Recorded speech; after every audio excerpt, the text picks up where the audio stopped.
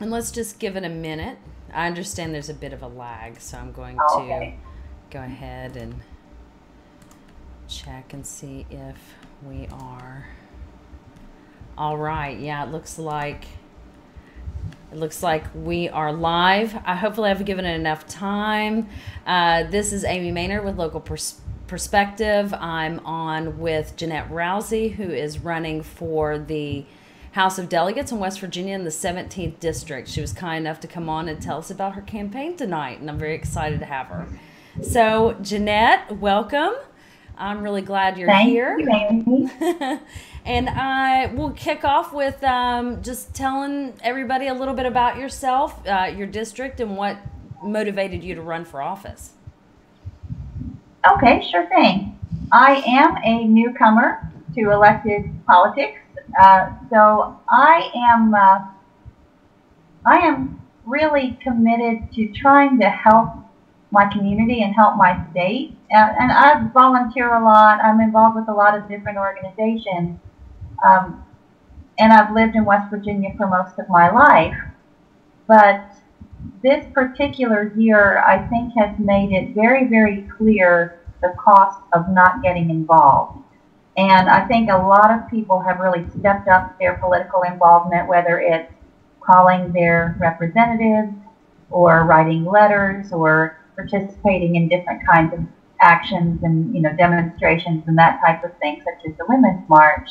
And it just became very clear several months ago that none of these things are going to make a difference if the people in office are not listening.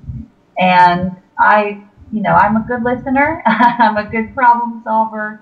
And, I think in our state, they're echoing a lot of the partisanship and the attitudes and the kind of the failed ideas that we've been seeing out of Washington in the last few years. And, I just wanted to do something about that. So that's why I'm running. All right, very exciting. Um, Next, would you like to tell us? We've got a lot of unique challenges in our area, and I'd like to hear about what you'd like to focus on if you are elected. Sure thing. Again, I'm running for the House District 17, which comprises a good part of Huntington, not all of Huntington, but from roughly the Pea Ridge area where I live to the west end of Huntington and Westmoreland Spring Valley, which is the part of Huntington that's in Wayne County. And I'm really familiar with most of the neighborhoods in this district. And Westmoreland Spring Valley, we've obviously seen a lot of economic downturn in this community in Huntington.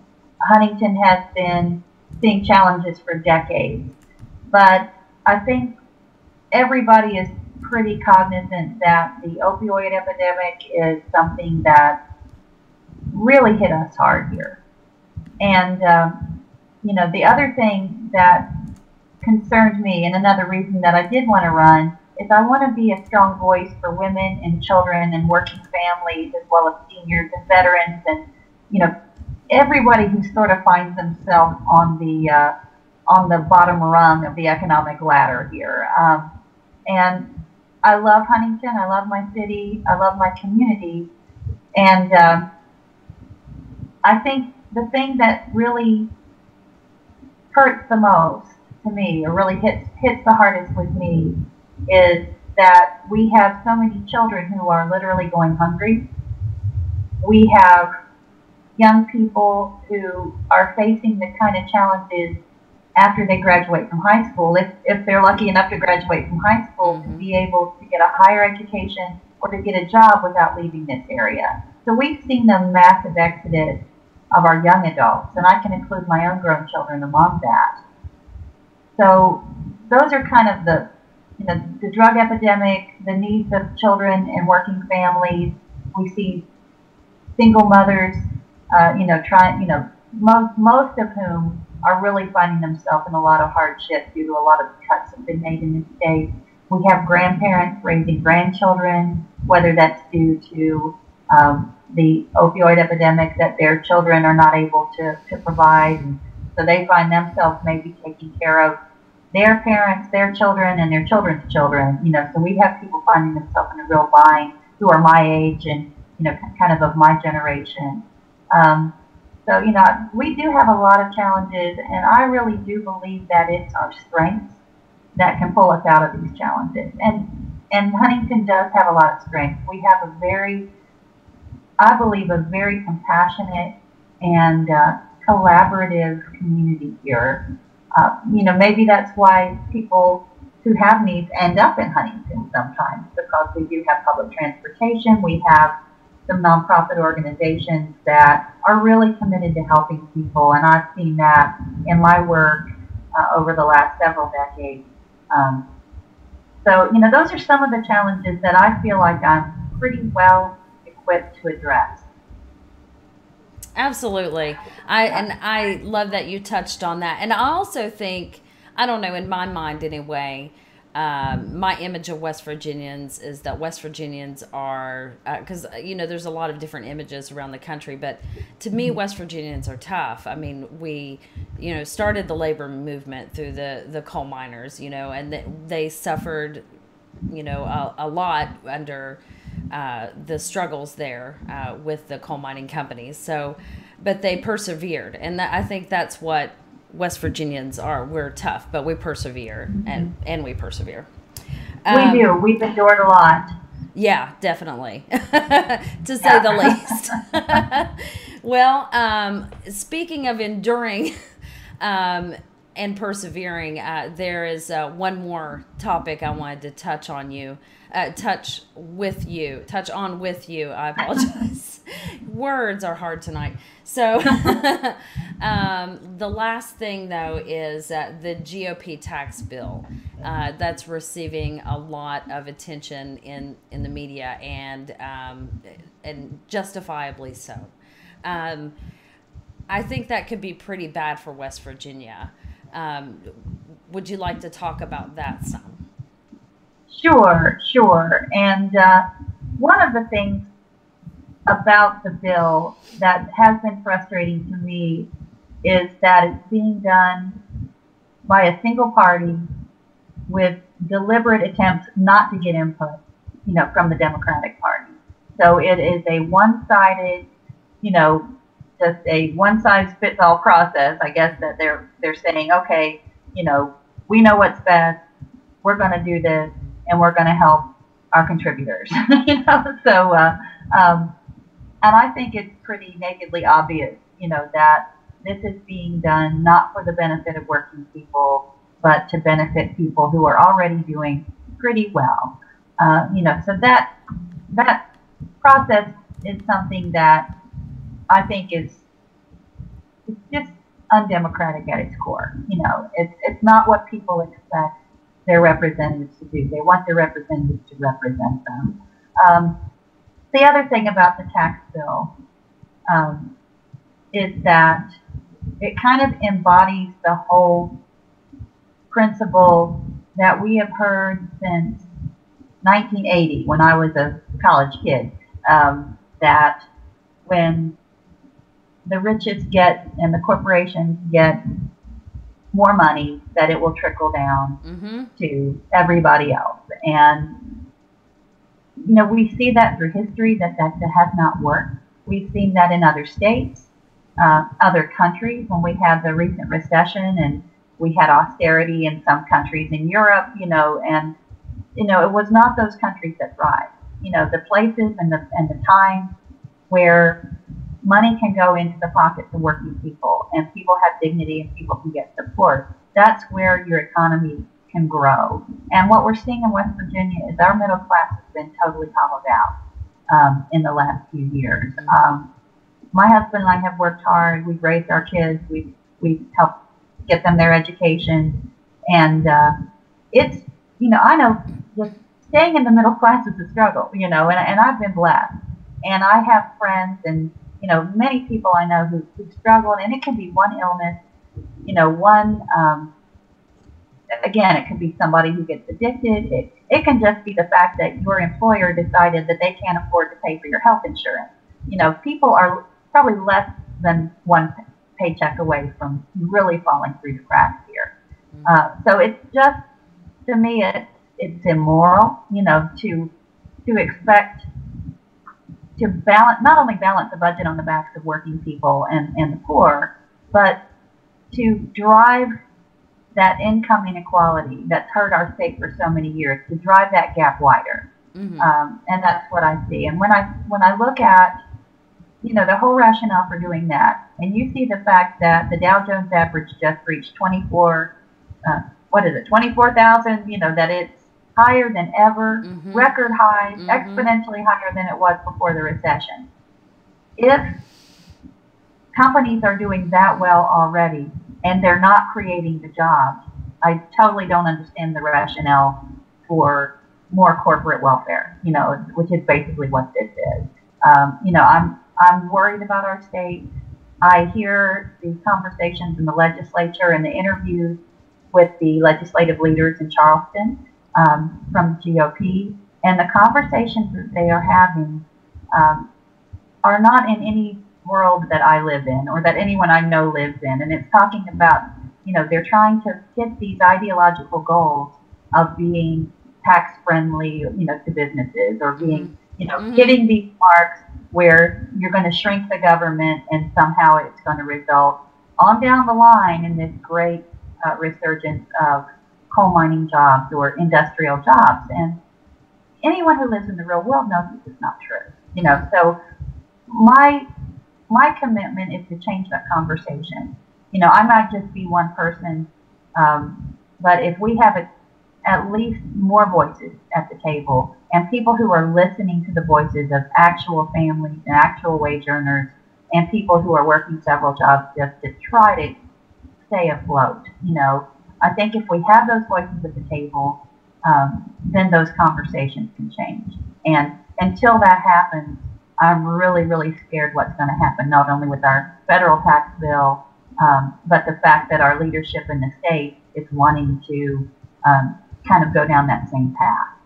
And we're not the state, to me, it's like, we are not the state to try that experiment in. Right. Yeah. I completely agree. There's a lot of frightening things happening right now in politics in our political world, but at least I am reassured with candidates like you running for office. I'm very hopeful for our future, and I'm really glad to see people like you running. Well, I appreciate that. And that's one thing I want during my campaign. What I want to really get across to people, regular, all of our everyday families of whatever income level, raising a family, raising children, taking care of each other in this country is so much harder than it used to be. Again, the college students, people facing the economic challenges that my parents didn't face raising me. And I think if there's a way to get across to people that politics is so personal, that the people you elect can have an impact on your family's life for decades. And I think, again, that's something that I guess was lucky enough to have people in my life that made me aware of that when I was younger, that, voting is so important and getting involved is so important because it's personal and it does affect your life. So even though, conducting your life, raising your children, all the struggles people have to put food on the table and get back and forth, it's difficult to do. And I'm really aware of that. And in every election year, we're asking people to do one more thing that's inconvenient, or that might be beyond inconvenient for some people. But I think our political process should be more open, and I really, really want for people to kind of embrace their own power, their own vote. And I think if people do that and kind of tune out the toxic ads, kind of follow the money and just listen to each other, listen to what's going on, listen to the ideas and how these things impact your life.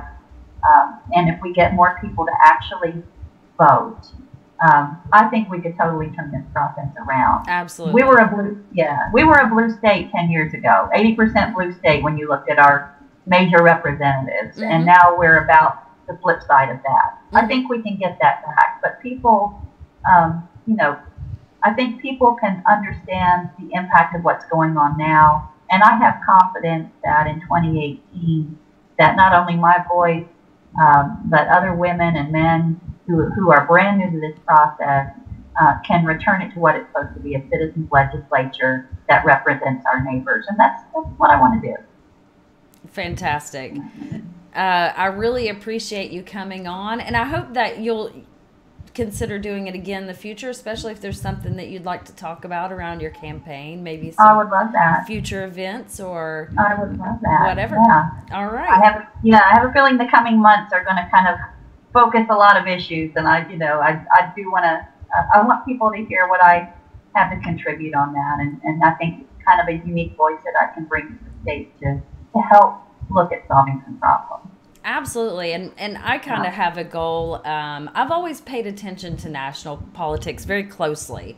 I've always been very interested, but I've not paid enough attention to local politics. And you know, you can affect more change locally than you can nationally. I mean, let's be honest. You know. I can go out and talk to our local delegates face to face. Sure. And sure. you can't do that, you know, with national leaders. So we definitely have more influence. We have more power locally, and we need to take more of an interest, I think, as, you know, in all of our local politics and probably nationally, you know, state by state. So that's something that I've been trying to focus on. Is trying to create a conversation around local politics, regional politics, and get people involved and engaged. And I think that's one of the things to me that's always been really appealing about living in West Virginia and living in, you know, Cabell County area is that, you know, so many people might go to a bigger city and, you know, follow their passions, you know, try to get their career in a bigger place. And one of the things that's always been really obvious to me once I kind of put myself in the arena is that it's a smaller pond. You can be a bigger fish in terms of just being able to have some impact and you know, kind of move those levers, you know, and make things happen. And if people have the will to do that and the confidence that they can make a difference, West Virginia is a great place to do that because there are not a lot of people who are really, really involved, and the people who are involved, you know, they need to hear other voices. Absolutely. So I mean, I love that about West Virginia. It's the same thing. It's like everywhere you go, you see somebody that you know. You know, it's like we're very connected in that way, and we also have the opportunity to be more powerful in this state if we band together and, you know, try to make a difference. Absolutely. Yeah.